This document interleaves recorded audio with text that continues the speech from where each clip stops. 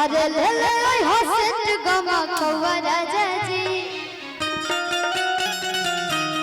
हमारी मारी के घुमा पूरा गौवा राजा जी।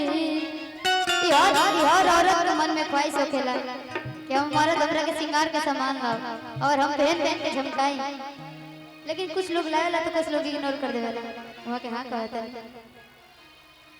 टेंशन ना उन करावेला तो ये तो धस गइल बने भैया। अरे ले ले हसत गमा कौवा राजा जी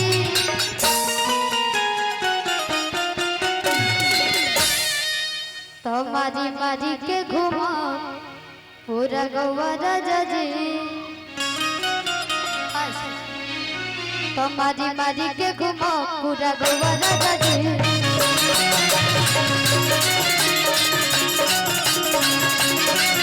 मारी मारी के घुमा पूरा गौवा राजा जी। ले ले हसत गमा कौवा राजा जी ले ले हसत गमा कौवा राजा जी। मारी मारी के घुमा पूरा गौवा राजा जी। मारी मारी के घुमा पूरा गौवा राजा जी।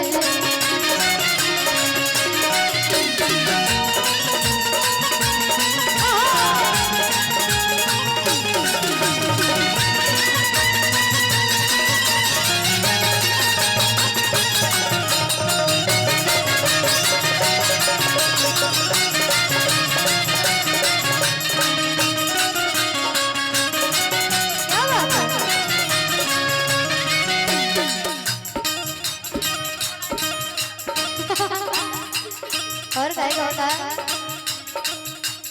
पौवा में पायल झमा कौवा राजा जी। पौवा में पायल झमा कौवा राजा जी। मारी मारी के घुमा पूरा गौवा राजा जी। मारी मारी के घुमा पूरा गौवा राजा जी।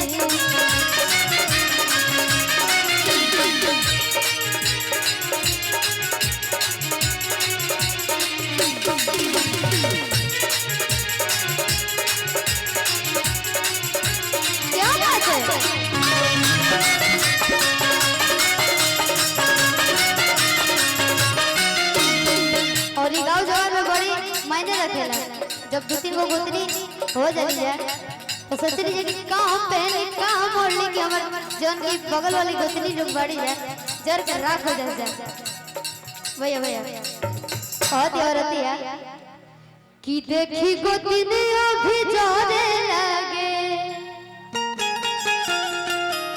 अधवरों के मनवा होने लगे।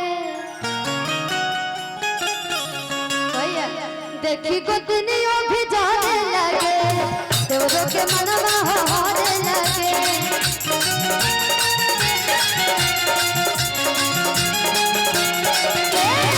देखी गोतनी अभी जाने लगे देवरों के मनवा होने लगे।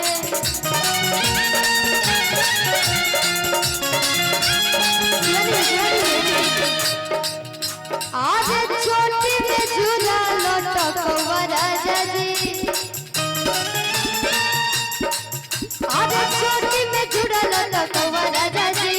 छोटी में झूला लटकवा राजा जी। मारी मारी के घुमा पूरा गौवा राजा जी। मारी मारी के घुमा पूरा गौवा राजा जी।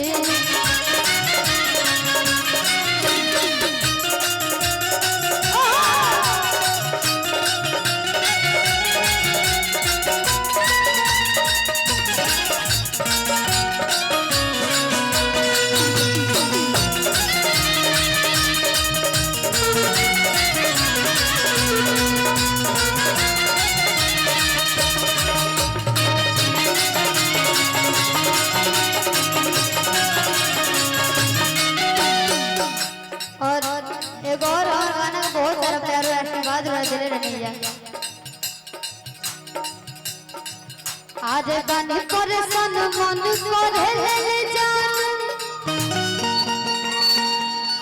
तो हर खाना पीना रोक दे।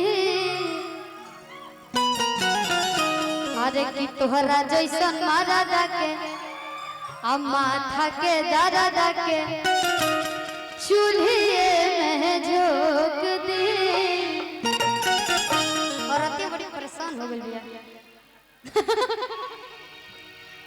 अरे की तोहरा जैसन मारा दाके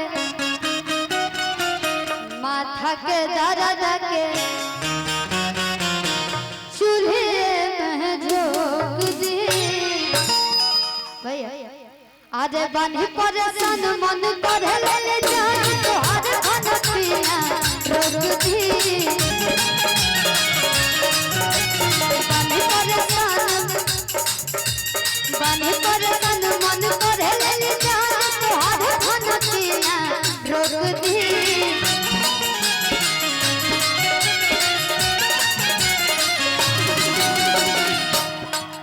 अरे तोहरा जैसन मारा दाके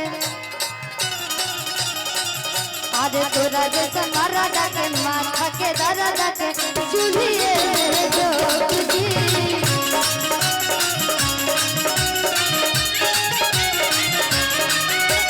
तोरा जैसन मारा दाके माथा के दादा दाके चूल्हे में झोंक दी।